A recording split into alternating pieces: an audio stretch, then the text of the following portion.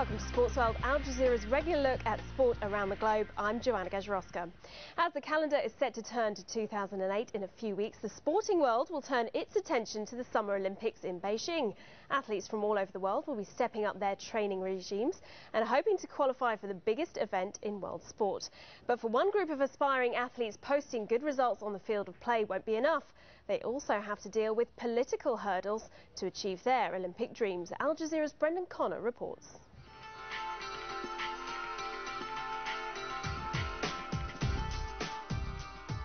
It's a sunny afternoon, and like many a football field any place around the world, there are a couple of teams getting set to kick it about. Here, though, the sides are made up of lads of Tibetan heritage. They're playing in a tournament with hopes of winning, but more just to spotlight their cause. And that cause is an independent or autonomous Tibet, free from China's rule, and perhaps someday a place in the Olympics under their own flag. The flag of the European Union and the 25 member countries flying outside the European Parliament building here in Brussels. But on this day, this flag is the only one that matters to the people inside making representation to the EU. This is the flag of Tibet, once a nation of its own, taken over and ruled by the Chinese since the late 1950s. Now, for years there's been a movement to try to attain a free and autonomous Tibet. Now, with the Olympics looming in Beijing next summer, and all eyes focused on China and its human rights record, the Tibetan athletes have decided to take up the cause in a big way. Pema Yoko is a young woman of Japanese and Tibetan heritage who grew up in the UK and is an accomplished table tennis player.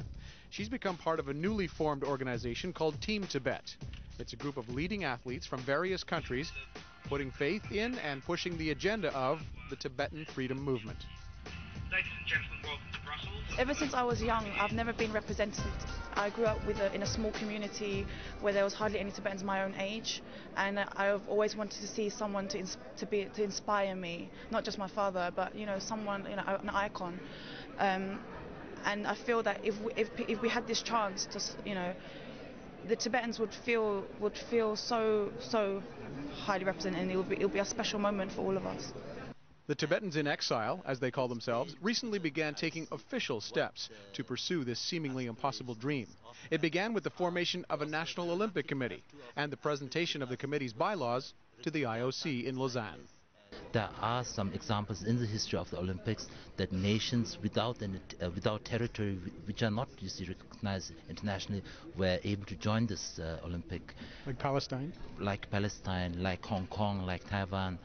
And there are other examples also. The Olympics is a great game for all the nations to join together and celebrate. And for me, Tibet deserves to be a part of this game. To think that any kind of free Tibet lobbying effort, regardless of how impassioned, would sway the IOC in time for next summer's Beijing Olympics seems unlikely. For me, it's not about winning, how many games I win or lose. It's about the taking part. And I hope you guys really support Team Tibet. And I hope Team Tibet will become a voice for the Tibetan movement. Thank you. And that was emphasized to the Team Tibet athletes during their visit to the European Parliament. It has been discussed. The Tibetan delegation was in Lausanne. Of course, we discuss about this issue, the human rights, the freedom of religions or the press or whatever the speech. Basic human rights, we respect it absolutely. But please don't forget that the IOC is not a political organization.